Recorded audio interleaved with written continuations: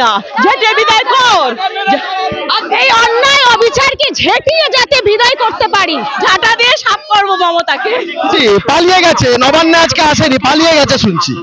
যা পরিস্থিতি, তাতে যদি ভদ্রলোকের মতন পদত্যাগ করে খুব ভালো কথা, এখন যদি না করে মানুষ বাধ্য করবে পদত্যাগ করতে। কারণ সারা রাজ্য জুড়ে আজকে একটাই আওয়াজ, দফা এক, দাবি এক, মমতার পদত্যাগ। শেখ হাসিনাকে পালাতে হয়েছে, মমতা বন্দ্যোপাধ্যায়কে আমি বাংলাদেশের আন্দোলনের প্রতি সমর্থন জানাচ্ছি না, আমি বলছি একই জিনিস এখানে হবে। আর পুলিশ যারা এই আন্দোলনকে আটকাতে চাইছে তারা যেন ভুলে না যায়, পুলিশকে কিন্তু বাংলাদেশে উল্টো লোটকে ঝুলিয়ে রেখেছিল। আমরা চাই না এই পরিস্থিতি এখানে। আমি একটা টুইট করেছিলাম একটু আগে যে একটু রুট বদলে কালীঘাট হবে নাকি, তারপর থেকে দেখা গেল কালীঘাটের সামনে প্রচুর পুলিশ মোতায়েন করে দেওয়া হবে। এত ভয়, এত ভয়, ये डर हमें अच्छा लगा। বাংলাদেশ সুরক্ষা চাই, বাংলা নারীদের সুরক্ষা চাই, তাই আজ আমরা রাস্তায় নবান্নে যাচ্ছি মাননীয়কে এটা জানান দিতে।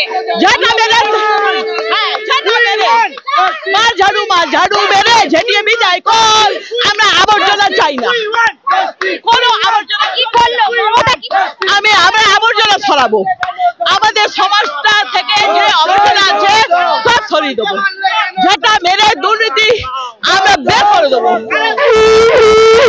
এটা সংকট হয়ে গেছে, মমতা হুঁশিয়ার হয়ে যায়, চোর যতটা পুলিশ আছে চোর পুলিশ হুঁশিয়ার হয়ে যায়। এই মিছিলটা দেখাবো একদম অভিনব মিছিল, এই মুহূর্তে দাঁড়িয়ে ঝাঁটা হাতে শাঁখ হাতে একদম বলছে, এই মুহূর্তে দাঁড়িয়ে যা ইনারা যা বলছেন ওই ঝেঁটিয়ে বিদায় করার কথা বলছেন। এই ইতিমধ্যেই বলছে মা বোনেরা ঝাঁটা নিয়ে রাস্তায় কেন, ঝাঁটা নিয়ে আজকে মঙ্গলবার ঝাঁট দিয়ে সাফ করতে হবে, ওই জন্য বলছি ঝাঁটা দিয়ে সাফ করে দেবো মমতাকে।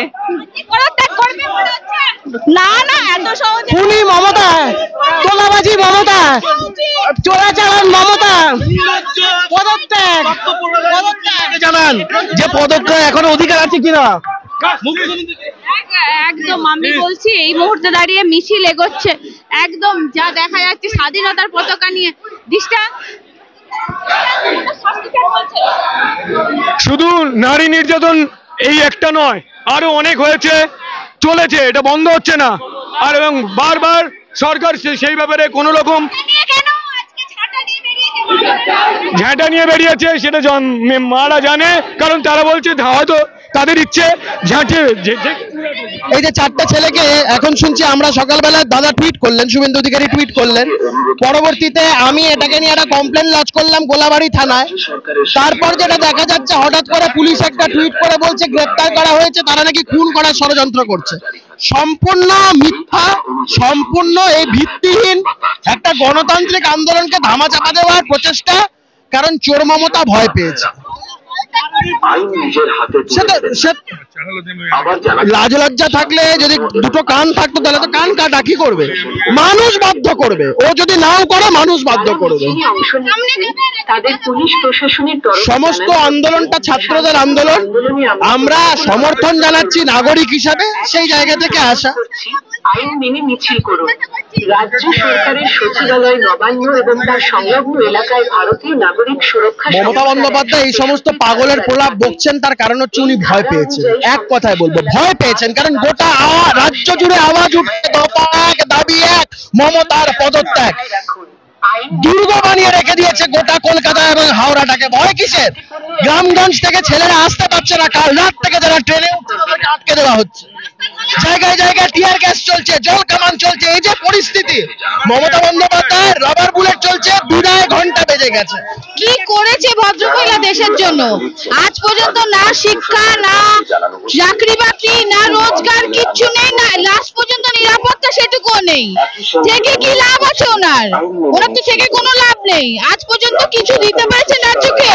ওই 1000 টাকা করে সহানুভূতি হাত খরচা দিয়ে সারা সংসার চলে যাবে? সেটার জন্য কি একটা দিয়ে যখন ডাক্তারি হাসপাতালে থাকা অবস্থায়, ডিউটি থাকা অবস্থায় না পড়ছে, তার তো কোনো একটা জিনিস ভেবে দেখতে হবে, আমরা পশ্চিমবঙ্গে থাকি, যে পশ্চিমবঙ্গের মুখ্যমন্ত্রী একজন মহিলা, সেই পশ্চিমবঙ্গে মহিলারা নির্যাতিত হচ্ছে বিগত 12 বছর ধরে। মাননীয় বারবার বলেন যে এই বাংলা নাকি সুরক্ষিত, পশ্চিমবঙ্গ নাকি 1 নম্বরে আছে। তাহলে আজ আরজি করের ঘটনা আমাদের হয়েছে সেটা কেন? আইন মেনে মিছিল করুন। 10 লাখ টাকা যেটা দেবে বলছে, দিদি তো টাকার হিসেবে মানুষের প্রাণের বিচার করে। মহিলাদের 1000 টাকা দেয় লক্ষ্মী ভান্ডার ভোটের আগে, আর প্রাণে যখন তার ভাইরা দুষ্কৃতীরা যখন মহিলাদের প্রাণ নিয়ে নেয়, আন্দোলন হলে 10 লাখ টাকা পর্যন্ত উঠবেন। তার আগে তো 40,000 80,000 এসব ছিল। মেয়েদের সম্মান বলে কিছু নেই, ও বিক্রি হয়ে যাবে।